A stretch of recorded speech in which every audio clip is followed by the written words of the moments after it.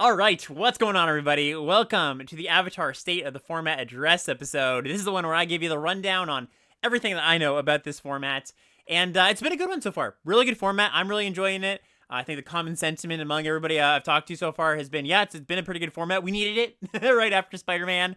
Welcome back, anybody who skipped Spider-Man. But yeah, lots to talk about with this one. Let's just jump in. So let's start here just with some format at a glance thoughts. Just want to talk out some things that I like about this format. And why I think it's a pretty good one. So the first thing, I think the set's greatest strength is its mechanics. The bending mechanics, absolute home runs. I was talking these up preset, before we played with the cards. I was like, wow, these mechanics, they seem really cool. And after playing with them, yeah, I can say that definitely checks out. They're really fun. They're satisfying, I think is a pretty good word to describe them. When you get to use your firebending mana, it's very satisfying. When you are like a waterbending deck and you're sitting back and figuring out what to tap, it's very satisfying. So they're just fun to play. They've actually reminded me just how fun a mechanic can be. Like, I feel like a lot of the mechanics in the past few years of sets, they've been good in the sense that maybe they offer an interesting puzzle to solve, or they make the set work. They're kind of gluey with what the set does. Kind of more technical side of things, right? Like, they hold up the infrastructure of the set. But these mechanics are just like, oh, like, that you feel it in your bones. At least for me. I don't know if anybody else feels this way. But, like, I think back to, I don't know, stationing in Edge of Eternities. Like, it's cool, okay, big spaceship, but then, like, when you're actually playing the game, does it actually evoke a sense of enjoyment when you, like, tap your creatures to put them in the spacecraft? I don't know, at least for me, not as much as these bending mechanics. So, yeah, I could go on and on about them, but all four of them, I think, home runs. From a balance perspective, I think the set is pretty good, too. Just right now, I'm seeing the set as white's the best color, but not by leaps and bounds compared to the next three, which are some combo of green, blue, and red. And then black, kind of trailing at the end there. And black's problem is mostly with its commons. I think its uncommons, and especially its rares, there's reasons to be black, which is really, really good, right? It's always a great thing when one of the weaker colors at common gets higher rarity reasons to be in it, because, okay, maybe in your average draft, there's not going to be 3 black drafters, but if you open one of those awesome black rares, you have a reason to be in it. And that's just, nice for the self-correcting nature of drafts. And then one thing I've come to really appreciate about a lot of the sets they've made recently, Final Fantasy, maybe the most recent one that kind of fits this description, and this set too, is there's a lot of things you could be caring about, right? So aside from the 10 two-color pairs that have their own distinct themes, there's a lot of other things going on, right? So you could really, really care about lessons. You could not care about them at all. There are the monocolored payoffs, right? The 5 uncommon monocolored payoffs. That's a thing where you jump into a draft, you open up one of those, you get past one of those, 4th pick or something. That leads you down a different path than you might have had on your last 10 drafts, right? You can care about firebending and how you're spending the mana, making sure you're drafting cards to spend mana instant speed. There's ally sub-themes. Maybe you have a flying sub-theme, right? And a lot of the things that I just mentioned, they do kind of fit into the prescribed 10 two-color themes. But what I really like is it doesn't feel like you're bound by those colors, right? So, like, you could have an ally deck or a deck with an ally theme that is green-white. That's, like, the intended two-color pair. But I've also had very heavy ally themes in blue-white and red-white, right? Your firebending deck could be mono-red, it could be blue-red, it could be black-red. The themes transcending color pairs. I guess that's the big picture idea I'm trying to get out here. And that just means you're allowed to be flexible in the draft, right? You're not locked into like, all right, well, I picked my colors, now I'm doing the thing. It's like, okay, well, I'm doing some sort of thing, and maybe I'm in these colors, or maybe it's the other way around, where like I'm in these colors, and I have to figure out a thing I'm doing. I know these colors are open, but what's my theme? And I think that just makes for a really great draft experience. Jumping over to a note on gameplay, and kind of just how the games play out. So, these days, I've said this before, but I feel like we don't really get giant swings in how fast or slow formats are. They kind of tend to converge around like a similar speed. We don't usually have glacial formats or blistering formats. Those are kind of once in a blue moon things these days. But there are some subtle pushes in either direction, and I think this format does subtly push in the direction of you'll want to play a 2-drop on 2. You do feel a little bit behind if you don't do that. And my number one tip for people that haven't been doing so well in this format so far, like when I look at people's decks, the tip I can give them is just lower your curve a little bit. Maybe aim for 7 2 mana plays if you can, maybe even a little bit more. You know, I've been playing a lot of Platypus Bear. This is the 1 Simic Hybrid 2/3 defender that mills 2, and then if there's a lesson in your graveyard, it can attack as though it didn't have defender. Also been playing a lot of Wall-Top Sentries. Really like this card actually in my slower decks. This is the 2/3 reach Death Touch in green, and when it dies, if there's a lesson in the graveyard, gain 2 life. And there's an issue you can run into sometimes in some formats where it's like, okay, the format's pretty fast, but I'm playing a bit of a slower deck, and you have this tension of like, well, I want to make sure I don't get run over, but I also need to make sure I'm doing enough impactful, expensive things to make sure that I'm actually advantaged in the late game, because if I'm not, then why am I drafting this deck, right? And I think the risk of that is pretty low in this format. Like, the risk of your having a bunch of cheap cards and them not doing that much in the late game, I haven't felt that to be a huge problem. One, because I think the cheap cards, a lot of them, they offer you something to do in the late game. You know, for example, there's like the green 2/2 that you can pay 6 mana to it, put some counters on it, and Earthbend 2. A lot of the cheap cards make clues, so you have something to do with your mana. And also, I think a lot of the reasons that you would go into a slower deck, like a blue-green lesson-y kind of deck, those kind of win the game on their own. You don't need multiple big things. As an example, we've got Iroh Grand Lotus. This is 3 green, blue, red for a 5/5 rare. Firebending 2, also an ally. And it says, during your turn, each non-lesson instant and sorcery in your graveyard has flashback equal to its mana cost, and lesson cards in your graveyard have flashback 1. Absurd card, by the way. If you haven't seen this one in play, it's really awesome. Like, it comes in play, and then your entire graveyard goes into your hand, basically, and you can fire a lot of them off the same turn you cast it if it's later in the game. But yeah, really strong card, and, you know, just building towards this and casting a bunch of cards, like, that'll get the job done. And, you know, you'll win games just through grinding a lot of the time, just through drawing some cards, cracking some clues, of course. But the point I'm trying to get at here is, in some formats, I would say, okay, if you're building a slower deck, include a few more expensive things than you think you should. This is the opposite. Include a few cheaper things than you think you should, because the risk of getting flooded on those things is diminished in a lot of ways. Some more cards in the same vein as Iroh. There's the cycle of Mythic Sagas that are all excellent game-winning cards, and they're good in any deck. You know, you don't have to be a slower controlling deck. But I think you maximize on these in a slower deck because you can play some card draw, be able to find them. Maybe you're really using them to the fullest of their ability, and you're like airbending them or bouncing them to reuse their abilities, or, you know, something like that, really going off with them. There's also Wan Shi Tong Librarian. This is the X blue mythic 1/1 flash flying vigilance. When Wan Shi Tong enters, put X +1/+1 counters on him, draw half X cards rounded down, and then whenever the opponent searches their library, you put a counter on it and then draw a card. Like, another really phenomenal way to be advantages in the late game. And all those cards I just talked about are mythic, not Iroh. Either Iroh's rare. But, you know, the sagas and Wan Shi Tong are mythics. And I think that kind of paints a picture of how often you should be trying to extend the game, right? The default in this format, you should try to end the game. You should try to build a deck that's tussling, whether it's a white aggro deck or a more assertive leaning green deck. Unless you have the reasons to play the late game, don't try to do it. All right, let's talk the bending mechanics now. So we'll start with airbending.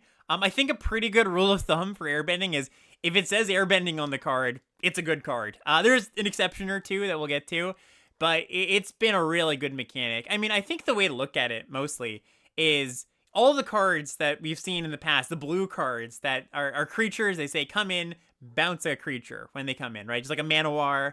There's one in this set, the Submersible. That card is awesome. Those have always been really good cards in Limited. And, well, airbending is a little bit different, right? You don't get to bounce their 5-drop and they have to replay their 5-drop for 5 whole mana.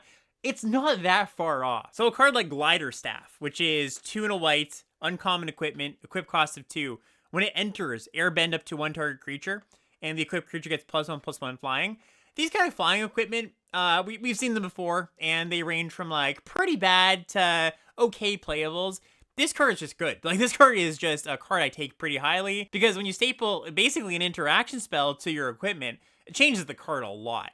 And yeah, a lot of games already I've won with this card alone. Some other great ones, you know, Aang, The Last Airbender. It would be a crime if Aang turned out to be not a very good card. But this is the 4-mana white, 3/2 flyer, uncommon. When it enters, you airbend up to 1 target all-land permanent. And whenever you cast a less than spell, Aang gains lifelink until end of turn. Same kind of deal, right? Like, 4-mana, 3/2 flyer, not very good. Staple interaction spell onto it, it's quite good. Airbending Lesson. I really like Airbending Lesson. This is 2 and a white for an instant lesson. That matters a lot. One thing that I'll get into later today is that lesson. I think that type line is super, super important. Very simple. Airbend, target non-land permanent, draw a card. So, I fired this off on turn 3 on my opponent's 3-drop if I have nothing else to do. I think that's a totally fine thing to do. But you can also really get a lot of value of waiting till the right moment. Protecting your creature from a removal spell, bouncing a creature that your opponent casts a combat trick on. Floor of this card is really good, and the ceiling, if you time it just right, is phenomenal. Do have an exception here. Appa Loyal Sky Bison. This is 4 white for a 4/4 flying uncommon. When Appa attacks or enters, either target creature you control gains flying, or Airbend, another target non-land permanent you control. I actually think this card is not terrible. It just doesn't go in most of my white decks. Like, the vast majority of my white decks are low to the ground, want to get the game over with right away. But I have had a slower blue-white deck. And this was like a fine, top-end, expensive thing to play there. I think generally there's not a ton of deck building considerations with the airbending mechanic, because most of the time you're just airbending your opponent's stuff. You're just getting that out of the way, blowing out a double block or whatever it is. And there are sometimes you target your own stuff for sure, but it happens less often than I might have imagined. Like, I think before I played the set, maybe even one of my videos, I think I said something like a 75-25 split of your opponent's stuff, your stuff. I think it's closer to like 90-10. And maybe that's, I haven't played infinite games of the format just yet. Maybe I'll change my tune on that as it goes on. But for the most part, I'm not trying to include like a bunch of things to blink or whatever. Next up is Waterbending, and unlike Airbending, Waterbending is very much the case where you need to have some deck building considerations here. If you have a good Waterbending deck, and you've built it right with a bunch of trinkety things, cards that make 2 permanents, Waterbending, you'll be surprised at how easy it is to waterbend. That's been my experience. I'm like, oh, I definitely have the 6 mana for Katara's draw ability. I didn't think I would, but that looks like a big number. But yeah, I can just do that easily. And if you aren't including a bunch of cards that make waterbending easier, that number is going to feel like 6, right? So it's definitely something that once you have, I don't know, something in the neighborhood of like 3 or 4 waterbending cards, I'm really looking to pick up the cards that enable them. So one of the best ones, this is one of the better commons, Forecasting Fortune Teller. This is just a fairly high pick, and one of the only really exciting commons, I think, in the set. 1 and a blue for a 1/3 ally. When it enters, create a clue token. But I've also been playing a lot of Kyoshi Battle Fan. This is the 2 mana common equipment, equip 2.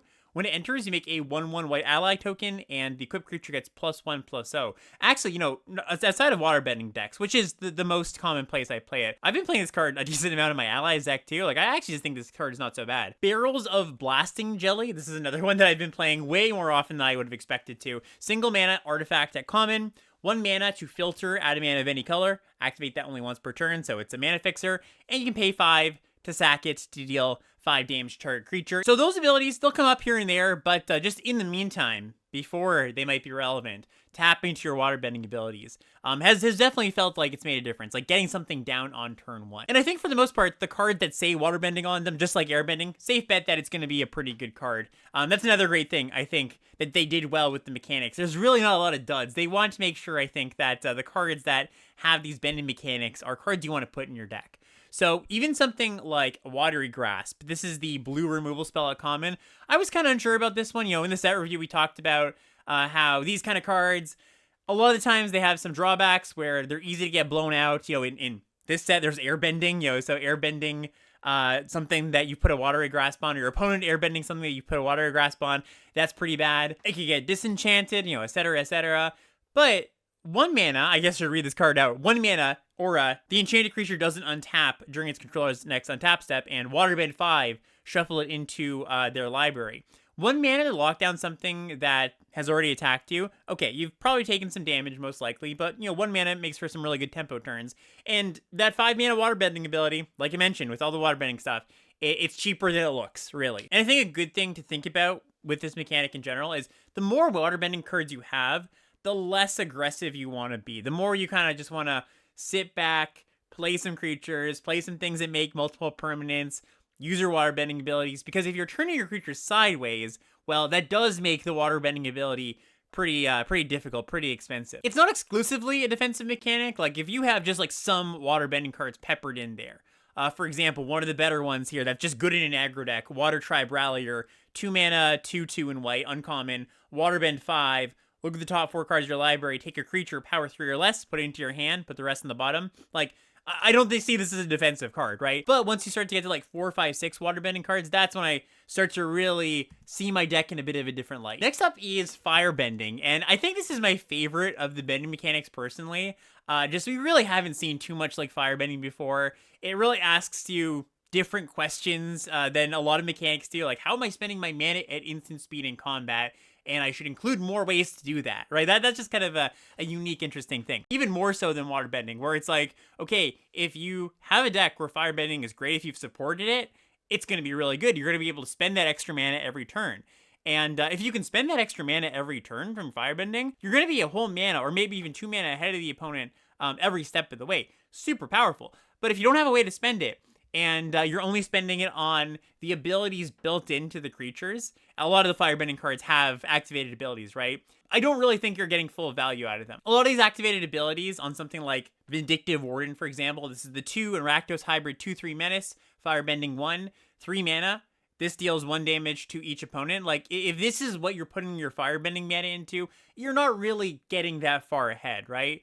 But if you're able to spend it on a combat trick, on cracking a clue, on a removal spell, instant speed removal spell, on a combat relevant ability. You know, there's actually quite a few exhaust costs sprinkled throughout the set. So that's another thing where in the Firebending decks, just like the Waterbending decks, you look at some of the exhaust costs and you go, okay, 3 mana to exhaust. When am I going to do that? Like when I'm playing an aggro deck, I probably just want to play a creature instead. But it's almost free a lot of times, or at least a lot cheaper than it looks.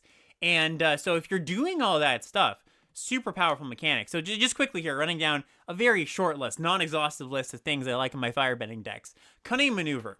I really like this card a lot. It's responsible for a lot of damage, but it also gives you 2 ways to spend your Firebending mana in instant speed. So this is the 1 in a red instant. Target creature gets +3/+1 until end of turn, and create a clue token. Not only does this help you keep attacking to keep producing mana every turn with your Firebending creatures, but gives you a really nice mana sink, keeps the gas flowing. Like I say, like 3 damage is a lot. Just going to the face sometimes, that matters. I think the Firebending aggro decks are true aggro decks, where they're just like, you want to be investing time, resources, cards into just purely pushing damage. For example, there's the card How to Start a Riot, which is 2 in a red for an instant lesson. Target creature gains menace until end of turn, and creatures target player controls gets +2/+0. Like, all this card does is push damage, and I think this is the kind of card you want in your Firebending decks. Barrels of Blasting Jelly comes up again. This is the single mana artifact, and 5 mana activated ability to kill something. 5 mana is a lot, but if you're subsidizing that with Firebending mana, it looks a lot better. And last but not least, we've got Earthbending. So Earthbending is kind of sneakily tricky and complex. Out of all of the 4 bending mechanics, when I first saw them, I thought this was the most straightforward. And on surface level, it is. Most of the time, you're just like, okay, I wake up a land, I start attacking with it, whatever. But the decision of what to earthbend onto has actually proven to be pretty tricky, because there's a lot of decision points when you're earthbending. So, the obvious one is, what land are you putting your counters on? And generally, the heuristic is the one you expect to need to tap for mana the least. So this is most likely going to be the land that you have the most of, right? If you got 4 forests in play, okay, you're probably gonna earthbend onto that. It gets tricky when you have like an even split, right? Let's say on turn 4 you're earthbending, you've got 2 forests and 2 mountains. And at that point, you need to look at your hand, not just your hand, but also think about your deck. And what's the split of colors in your deck? Because if you earthbend onto the wrong land, then, it's not a disaster necessarily, but you might not be able to attack or block with the land if you need to tap for mana. You also should anticipate not just like the density of colors in your hand or in your deck, but how you expect to sequence things, right? So you could have a lot of red cards in your hand. Let's just say 3 red spells and 2 green spells. So a quick gut check might make you think, okay, I'm going to want to earthbend onto my forest or my green source because I have a lot of red cards I want to cast. But maybe those red cards you're not actually intending to cast until a few turns down the line. Or maybe they're situational, maybe they're removal spells, and there's nothing on board right now that you think you're going to cast, and it's multiple removal spells, and you're unlikely to unload all of those in the next turn or two. There's also the decision of, do you go wide Do you go tall, right? Do you put all your counters on one land? Do you spread the love a little bit? That one's a little bit harder to give heuristics for because I think it really depends on, what the game state looks like. And, do you think your opponent has a bunch of removal that you're trying to play around? Or are you trying to attack your opponent on a wide board? Like, they've got a lot of creatures, you're trying to spread wide out.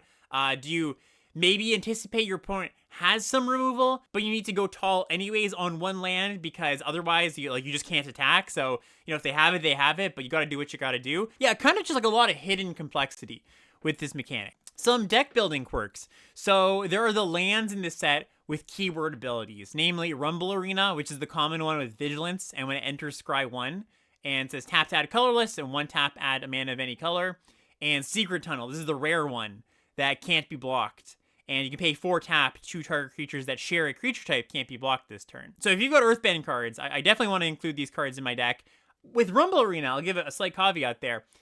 We've seen this kind of card before, the scry 1 land that's colorless and can filter, and I'm generally a fan of the first copy if your mana can support it, but in this format, I've actually found my mana can't support it as often as I'd like, because there's a lot of double pips in this set, and you really only want to play Rumble Arena if you don't have double pips, because filtering for like blue is really, really tough. The more you have to actually filter to use this land to actually cast your spells, the worse it gets.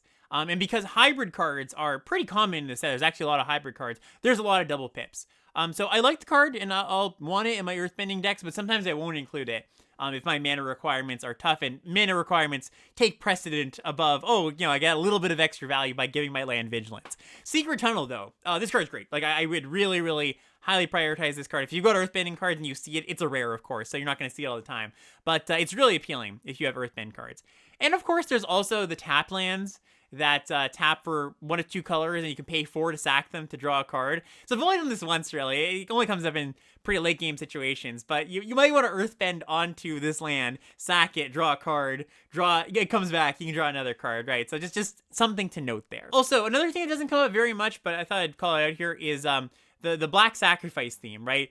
Earthbend cards are okay sacrifice fodder, because you sack your land, the land comes back, you're really just sacrificing the counters, essentially. I haven't done this much just because I haven't played many of the black cards. Like, I think I've only had one real true black sacrifice deck that I could call, like, this is doing the sacrifice thing. But, it's going to come up here and there in the format. On the topic of Earthbending, I want to call out an underrated rare. I say this is underrated because I've gotten this passed to me quite a few times, and this is one of the best cards in the set. So this is Earthbender Ascension, 2 and a green for an enchantment at rare. When it enters Earthbend 2, and then search your library for a basic land, put on the battlefield tapped, landfall, you put a counter on this enchantment, and if there's 4 counters on it, you then put a +1/+1 counter on target creature you control, and it gains trample until end of turn. So, like, baseline, it's 2/2 worth of stats for 3 and ramp spell. That's just good. And getting to that landfall ability, once you get there, like, everything turns into a threat. And you get there so much quicker than I anticipated you would with this. This is kind of the theme for a lot of things. This works a lot easier than I thought it would. Because lands that you Earthbend onto, those give you an additional landfall trigger when they die, right? So you play a land that's landfall trigger, you Earthbend onto it, it dies, that's another landfall trigger comes back. The first time that happened, I was like, oh yeah, it's so obvious that would happen, but until you see it in play, it doesn't quite click. So yeah, don't pass Earthbender's Ascension. Card's very good. And if you're enjoying the show and you want to support what we're doing here, go check out the Patreon, patreon.com/limitedlevelups. Bunch of rewards over there. If you want to check it out, you can take advantage of those. Link is in the description for that Patreon.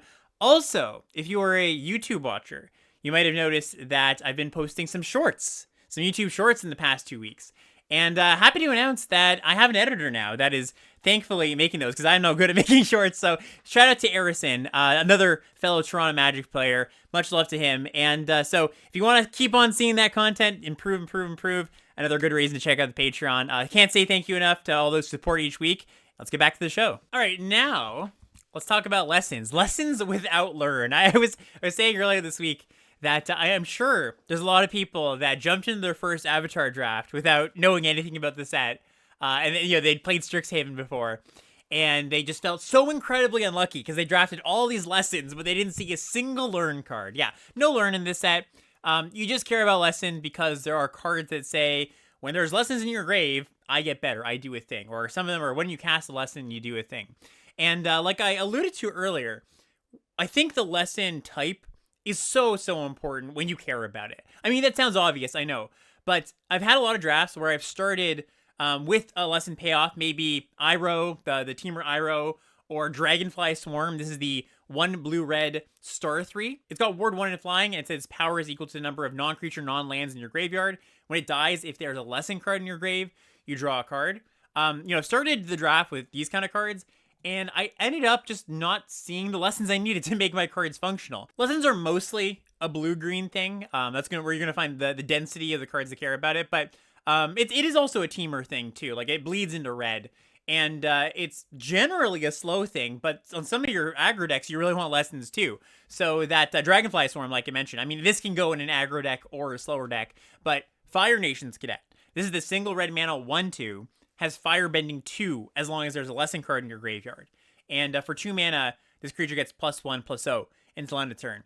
I actually think this card is playable if you end up with literal 0 lessons somehow, but it does get a lot better if you turn on that Firebending ability. And so, yeah, my experience early drafts had been, I picked up the payoffs, and I just wasn't seeing enough lesson cards. And there, got to a point where it's like, I'll play any lesson I can pick up. And I had, I trophied with this deck. I had a very red-heavy, blue-red aggro deck, and I played Aang's Journey in it. Aang's Journey is the 2-mana colorless lesson that searches your library for a basic land, you gain 2 life, and has some text where you can kick it to go get a shrine, but that pretty much never happens. Spoiler alert, we're not going to have a shrine section on today's episode. Maybe a later week, but I have not found the shrine stuff to be particularly good.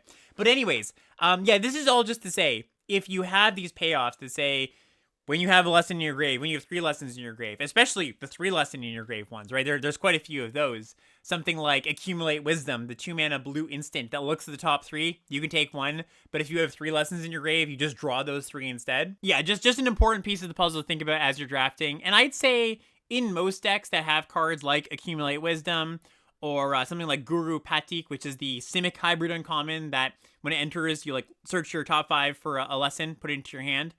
When you have these kind of cards, the ones where you really want to see a lot of lessons during the game, in the case of Wisdom, you want to put a lot in the graveyard, or with the Guru, you want to make sure your hit rate is pretty high.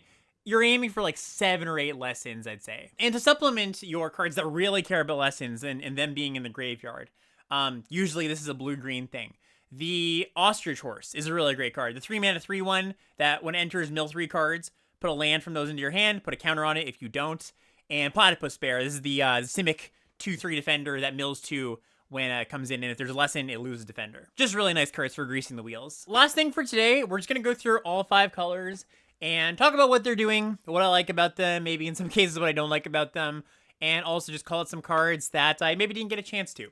So we'll start with white, and I mentioned at the top that I think white is the best color, and maybe more accurately, it's the most focused, where if you just draft a bunch of white cards, they all kind of do the same thing for the most part. They say, I'm attacking, I care about allies, I care about going wide and pumping the team, and for the most part, those are actually the same. All the cards that go wide are allies. And so it's really straightforward, but really effective. So, you're looking for the token makers, something like Invasion Reinforcements, the 2-mana 1/1 ally flash comes in, makes a 1/1 ally token. Kyoshi Warriors, really like this card. This is the 4-mana 3/3 that when it enters, you make a 1/1 ally token. Very good in basically all the white decks. And that's the other thing too, is that the token makers, they play a role in other decks too. So even if you're not going wide, attacking all, pump spell the team, they're really good in the Waterbending decks, for example. Or if you do end up in, I think, a rare deck, Black-White Sacrifice, they're good there. Avatar enthusiasts usually hate these cards, but this one bucks the trend. This is the 3-mana 2/2, very small. It's an ally, and when another ally you control enters, you put a +1/+1 counter on this creature. It grows so quickly in this set. Like I said, everything is an ally, and you can sort of shortcut this just to when a creature enters. Put a counter on this creature. I'm still not going to play 3 copies, but I'm pretty happy to pick up the first one. Yip Yip, I think an underrated card right now. This is a single white mana instant lesson. Target creature you control gets +2/+2 until end of turn. If that creature's an ally, it gains flying until end of turn. And this is a pretty common trend. The 1 mana combat trick that gives +2/+2 and another ability or 2. I find they tend to be a little bit undervalued. And not in the sense of oh wow, I'm getting this card so late in the draft. I expect this card to go late. It should go late. but in the sense of like, it's not even on people's radar as this is a desirable card, a card I want in my white aggro decks. And yeah, I'm happy to play 2 copies, I would say. Especially if I've got the card Team Avatar, which is 3 mana enchantment. And it says when a creature you control attacks alone, it gets +X/+X until end of turn, where X is the number of creatures you control. You can also pay 2 and a white to discard this, and this card deals damage equal to the number of creatures you control to target creature. So yeah, that's just like a great 1-2 punch after you've played a bunch of things and just, send something giant to the sky. But even without the Yip Yip involved, this is a pretty good way to take advantage of a wide board. And, Glider Staff, the card I called it earlier, 3 mana equipment. When it comes in, airbend something, the equipped creature gets +1/+1 and has flying. Another really nice 1-2 punch with Team Avatar. Jet Freedom Fighter is 2 Boros Hybrid, Boros Hybrid, Boros Hybrid for a 3/1 uncommon. When Jet enters, he deals damage equal to the number of creatures you control to target creature an opponent controls, and when he dies, you put a +1/+1 counter on up to 2 target creatures. This card looks like a red-white gold card because of how tough the costs are. But my white decks, they want to be as heavy white as they can be. And so I generally just see this as a white card. Like, just the way that my white decks look are like, 17 white cards ideally. And so if you're there, Jet's going to be a good card. If you do happen to end up in a more split deck, wouldn't recommend it. But if you can get to like 11 or 12 planes, I think Jet's going to be pretty good, even in your non-Boros decks. And it's a good card. It's a very good card. There's a lot of ways to pump your team. We mentioned a few, but one that looks kind of unassuming, and I've been a fan of, is Wandering Musicians. This is 3 and a hybrid Boros for a 2/5. This is a common. When it attacks, the creatures you control get +1/+0 until end of turn. Looks like a pretty filler card, but 2/5 comes down, blocks pretty well. I usually dislike 4 mana and above creatures with no protection or no ETB, but it does score some roundy points by being an aggressive card. So, you don't suffer that moment where you're like, okay, I'm trying to stabilize my 4-drop and they cast a removal spell and, I take a bunch of damage. That play pattern doesn't happen very often in your aggro decks. And also this block spell the turn it comes down. So if you're in a aggro mirror, this thing comes down, stops all your opponent's attack, and then swings back. Kind of a nice Uno reverse card. Last white card to talk about is the mono white payoff, and we'll talk about all the monocolor payoffs as we travel to each color here. Gather the White Lotus. 4 and a white for a sorcery. Create a 1/1 white allied creature token for each planes you control. Scry 2. Yeah, this card is really, really good. If you haven't already seen it, my first draft of the format was a 7-0 deck with 4 copies of this card, and I haven't relived that just yet, but I've had decks with 2 of them, and I think that's the number you're looking for, where you say, once you have 2, you really, really want to try to be monocolored. You can play this card, or some of the other monocolored payoffs, on like 12 of the land type, but at that point, it's kind of just going to be like a fine playable. This card is really absurd if you can be an actual mono white deck. I also think that this is the one that you're most likely going to be able to be monocolored for, because most of the white cards just are good, fine to put in your deck. They all, like I said before, they all kind of play the same way, and so you're not going to have that much trouble making playables. That's often the issue with monocolor decks, right? Like, your last 5 cards are not very good. But I haven't found that to be the case. The color has to be open, right? You can't just be like, I'm going to first pick this and force this all the way. You have to kind of feel out the table a little bit. But if it's at all open, yeah, I would recommend it. I would recommend not trying to play, like a Rumble Arena or, any non-planes card, basically. Every non-planes card hurts this card quite a bit. But yeah, card's great. I hope you too get to play the 17 planes Gather the White Lotus deck. Next up, let's talk about blue. So I think blue is pretty flexible in that it offers tools to both the slower decks and the faster decks. I think the slower tools are a little bit better, just generally more desirable, but there are some pretty decent tempo-y aggro cards. So, when I talk slow cards, I'm talking about Forecasting Fortune Teller. This is the 2 mana 1/3 that comes in, makes a clue.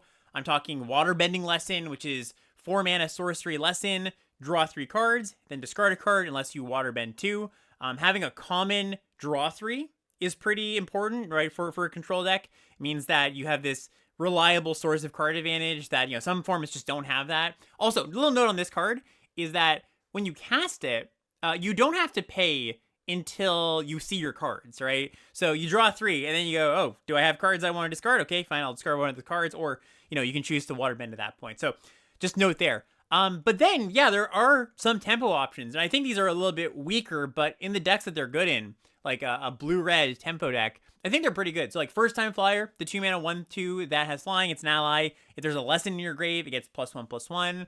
Otter Penguin, this is a card that I've actually found some pretty good homes for it. The 1 in a blue 2/1. Then whenever you draw your second card each turn, this creature gets +1/+2 until end of turn and can't be blocked. And a really nice combo is this and the hybrid Azorius Sokka. That's the one Azorius 2/4 vigilance that whenever you attack with Sokka and something else, you draw a card. So, nice little combo there. The penguin automatically gets unblockable and pumped. So yeah, I think it's just kind of helpful to, when you're looking at the blue cards, categorize them as, or is this a slow card or is this a fast card? Start of the show here, as far as commons go. Lost Days. This card's great. This is 4 in a blue for an instant lesson. The owner of target creature or enchantment puts it into their library, second from the top or on the bottom, and you create a clue. So I talk up these cards all the time, right? I'm like, oh, people underrate the blue top or bottom spell. But this one is a notch above the kind we see in most sets. So it's a whole mana more, and that matters. But second from the top is quite a bit different from the top, right? Like delaying it by 1 whole turn, making a clue, that's a huge deal. This being a lesson, that's a huge deal. So yeah, I've played 3 of this card pretty happily. I think people are catching on that this is a good card now. First 2 days of the format, I got these really, really late. Now I am not so lucky anymore. But yeah, I would snatch them up. Happy to play multiple copies. Let's talk about some blue lessons here. So we've got Eloquentia. This is 1 in a blue for an instant lesson. Counter target spell unless its controller pays 2. So the Quench variant, we see this, I would say once every 3rd set or something like that. It sort of ebbs and flows between being rock solid, maybe even above that, to, kind of mid, don't really want to play it, 24th playable kind of thing. I think the lesson subtype just bumps it up, right? It's the same kind of thing where sometimes in sets there will be a creature type that really matters, in most sets these days, and it'll be on a creature that's not that exciting, but it gets that bump up because it has the creature type. I think you want to look at the lesson cards much in the same way. Another example of that would be Abandoned Attachments. This is 1 and a blue-red hybrid, instant lesson. You can discard a card. If you do, draw 2 cards. Again, extremely filler card in most sets, but that lesson type gets a little something something. And then a lesson that's just good. Like, this is a good card in every set. This is Shore Up. We've seen this before. Octopus Form. Single blue mana for an instant lesson. Target creature you control gets +1/+1, gains hexproof until end of turn. Untap it. So aside from just protecting your creatures from removal spells, maybe winning a combat, this is one of the cards that can blow out the blue aura, the Waterbending removal spell, right? That keep a thing tapped, you get to untap it. If your opponent doesn't have 5 mana when they go to attack, then you can really get them there. And yeah, I'm just happy to play a copy of this card. Obviously, the more creatures you have, the more you want this card. But even in my slower blue decks, I find I have enough creatures to want this. And enough creatures is something like, 13-ish. 2 excellent uncommons, maybe the best uncommon in the set, actually, first up, is Invasion Submersible. 2 in a blue for a vehicle. It's a 0/0. And when it enters, return up to 1 other target non-land permanent to its owner's hand. It doesn't have a crew cost, but says Exhaust, Waterbend 3. This vehicle becomes an artifact creature and put 3 +1/+1 counters on it. It's just a rate monster. Just like fantastic on rate. You're paying 3 mana, bounce the thing, and very often you can wake this up the turn it comes down. Because one thing that might be not that obvious is you can tap it to its waterbending ability. So on turn 2, you play the 1/3 that makes the clue, and then you play this. You get to bounce your opponent thing and wake it up, and yeah, it's just so good, so efficient. Grand, another really good one. I really like Grand. This is single blue mana for a 1/2 legendary creature ally, and it says when she becomes tapped, draw a card, then discard a card. Non-creature spells you cast cost 1 less to cast as long as there are 3 or more lessons in your graveyard. So this is like the intersection of all the things blue is doing, right? So good with the lesson stuff. It's good with your waterbending cards, turns into a looter there. It's an ally, which matters. And often if you play this on turn 1, you'll get the free loot in. At least if you're on the play, right? If you're on the draw, maybe they play a 2-mana 2/2, but if you're on the play, you play this on turn 1, you almost always get the free loot in, and it just sits there, loots, This is definitely one that kind of depends on how good your deck is for it, right? If you don't have a bunch of waterbending, it gets a lot worse. But even in my decks with a lot of waterbending, I'm a pretty big fan of it. A rare to call out here that I think is underrated, Agna Quella. This is a land, the blue one of the cycle that says it comes in untapped as long as you control a basic land, taps for blue, and 2 in a blue, tap, draw a card, discard a card. I've had this card a lot. I've had this card pass me a lot, and I could probably just go back into my 17 lands and count the number of games that I would have lost without this card. Just the filtering ability. Blue keeps up mana pretty well in this format, so the classic. Okay, if they don't cast anything you want to counter or cast anything you want to cast a removal spell on, you get to loot. This triggers the draw 2 payoffs that you'll find in blue-black. So yeah, really undervalued. I did a draft today. I got this 7th pick, and that just shouldn't happen. This one is maybe not as good as the white one, because the white one's kind of absurd, but it's in the same ballpark. And that sounds weird. I wouldn't have believed that if I hadn't played with it, but I do think it's that good. And then the monocolored payoff, Waterbending Scroll. This is 1 in a blue for an artifact. 6 tap, draw a card. This ability costs 1 less to activate for each island you control. Yeah, I've liked this. It's a pretty good card draw engine. I think that the existence of the common draw 3 means I don't prioritize it that highly. I kind of just like, okay, you know, if I have it, if I see it and I don't have other card draw, I'll take it. This is one that I think you can play on 12 islands or so. You don't have to be actual monocolored. It becomes really good if you do, of course. But yeah, it's good. If you want a card draw spell, it's good. Moving on to red now. So not as many cards. I think a lot of the red cards are kind of like what you see is what you get, but I do have a few things to shout out. So Fire Nation Cadets. Single red mana for a 1/2 human soldier common. Has Firebending as long as there's less in your grave, and has the ability to pump. This creature gets +1/+0 until end of the turn. So I mentioned this one before, but I do think this is kind of like the key piece to a red aggro deck, like mono red aggro. A lot of other content creators talking about this card this week. This has been the card that DeFore has latched onto as, you know, if he had a Vintage Cube draft, he'd probably take it over Black Lotus. Sam of Rough Drafts did his episode on this one this week. And yeah, I just think this card is so explosive if you can enable it. It's a bit of a delicate needle to thread, getting, you know, a good aggro package with enough lessons and enough copies of this. But if you can start with this, to borrow from Sam called this Soul Ring, right? Which, you know, if you haven't been playing forever or don't play Commander, 1 mana artifact taps for 2 mana. It's kind of like that, right? But this also attacks where if you have ways to spend that mana, you can have a really, really busted deck. So I for Science this week, I had a draft where I first picked this card out of the pack where there were objectively stronger cards, and the deck ended up trophying. I just, you know, kind of forced a mono red aggro deck and kind of did exactly what was advertised. So keep an eye on this one. Definitely an important card. Yuyan Archers is 1 in a red for a 3/1 reach creature. When this creature enters, you may discard a card. If you do, draw a card. I always love when they have a card that is kind of a template we've seen before. Usually this is like a 2 mana 2/1 with this ability. Comes in, discard a card, draw a card. And they buff it a little bit to where it's playable, basically, because those cards were always kind of junky. This one, giving it reach, I think the least important upgrade here. But giving it a 3rd point power, that's a big deal. And also in this set, putting a lesson in your graveyard for your Fire Nations Cadet, right? Just being able to go like Cadet on 1, Archers, pitch a lesson, attack with Cadet, maybe cast another instant that turn, or pump for a little bit of damage. Like that's a really nice play pattern. So yeah, a very easy common to overlook, but one that I'm just, you know, happy to play a few copies of in my 2-drop slot. A Cave of Two Lovers is a saga, 4-mana saga. Chapter 1, make 2 allies. Chapter 2, search your library for a mountain or cave card, reveal it, put it into your hand, and shuffle. Chapter 3, Earthbend 3. This is another card that I'm seeing later than I would expect to see it. It's just, you know, a lot of value for your 4 mana. It's a little bit more of a mid-rangey card than a pure aggro card, but I think you could play it there too. And notably, there is actually a cave in this set. Secret Tunnel. That's a cave, the rare land that's unblockable. So if you have Secret Tunnel, nice little you know, combo there. The monocolor payoff, Solstice Revelations, is I think the worst of the bunch. So this is 2 in a red for an instant lesson. Exile cards from the top of your library until you exile a non-land card. You may cast that card without paying its mana cost if the spell's mana value is less than the number of mountains you control. If you don't cast that card this way, put it into your hand, flashback for 7 mana. So I kind of see this card, well, number one, you really only want to put this card in your deck if you are on full only mountains, right? It'll be very bad if you're not. But I kind of see this card as if you need a place to put Firebending mana, it's an okay place to put it. It can be really good. Like, I'm talking about like in-game, the actual effect of it. You can have some pretty absurd turns, right? You get to Firebend, attack, cast this, cast a free 3-drop or whatever, and then cast a free 3-drop later. Free, you know, quote-unquote free. But it's got a range, right? And, you know, aggro decks thrive on consistency. This is kind of the opposite of that.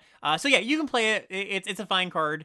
But I wouldn't prioritize it even if you're mono red. And then lastly here with red, I just want to call out some traps. Actually, I was going to talk about this card in the blue section too. There's a blue card I want to talk about, but kind of in the same vein as the card I want to talk about here. So Porcupine is 2 and a red for a 2/2. When you cast a non-creature spell, put a +1/+1 counter on this creature. And the blue card I want to call out is Rowdy Snowballers, 2 and a blue for a 2/2 ally. When it enters, tap target creature an opponent controls and put a stun counter on it. These cards are kind of the opposite of the Yu-Gi-Oh! Archers. You know, I always say, Yu-Gi-Oh! Archers, take an old card and, upgrade it a little bit, make it desirable, playable. These cards are, they've not evolved since 2016 or 17 or something. We had these cards in those sets, almost a decade old, and they were, solid there. These cards, both of them, I think have just, their time has come and gone. They just started a little too small. Well, the Porcupine starts a little too small, takes a little too much time to get going. The Snowballer is always small, always low impact.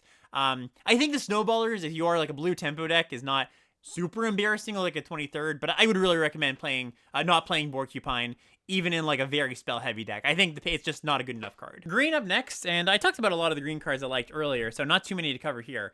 But first one is Size Makes Sense. Single green mana for a sorcery lesson at uncommon. Look at the top X cards of your library, where X is the number of lands you control. You can reveal a creature or land from among them, put into your hand, the rest on the bottom of your library in a random order. Yeah, really like this card. And this is another one I see go really, really late. I've been talking about lessons all episode. It's a very cheap lesson, and it's castable early if you need to. If your deck, as long as your deck isn't too non-creature heavy. If you cast it on turn 2, turn 3, you'll often hit. But late game, when you get to turn 6, 7, 8, this is such a good top deck, right? Just, you get to see basically half your deck and take the best card from them. Yeah, really big fan. Just want to shout this out because, like I said, I see this going pretty late. Pillar Launch. Single green mana for an instant. Target creature gets +2/+2 and gains reach until end of turn. Untap it. So I was talking about Yip Yip and how that affects the +2/+2 single mana trick with some additional abilities is often overlooked. I think same thing going on here with Pillar Launch. I think this is just a pretty solid playable card. Better in the decks that are a bit more proactive, want to get the game over with. But even in my slower decks, a 1 mana pseudo piece of interaction, that can actually matter. If you look on 17 lands, funny enough, I actually just looked before recording this little segment here.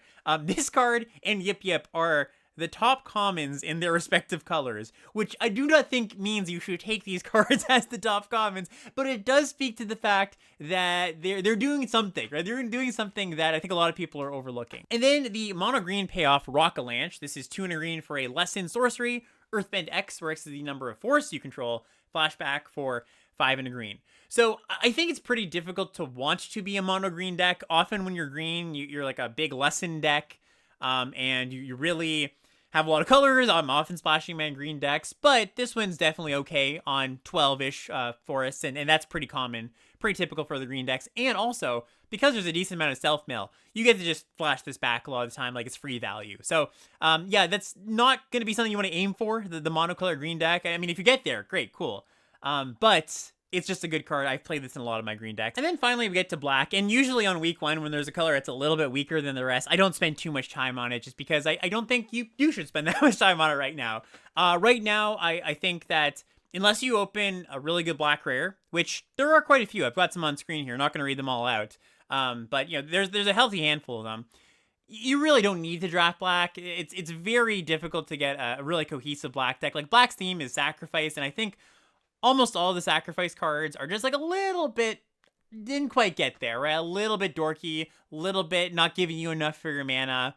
Kind of the opposite of what's going on with white.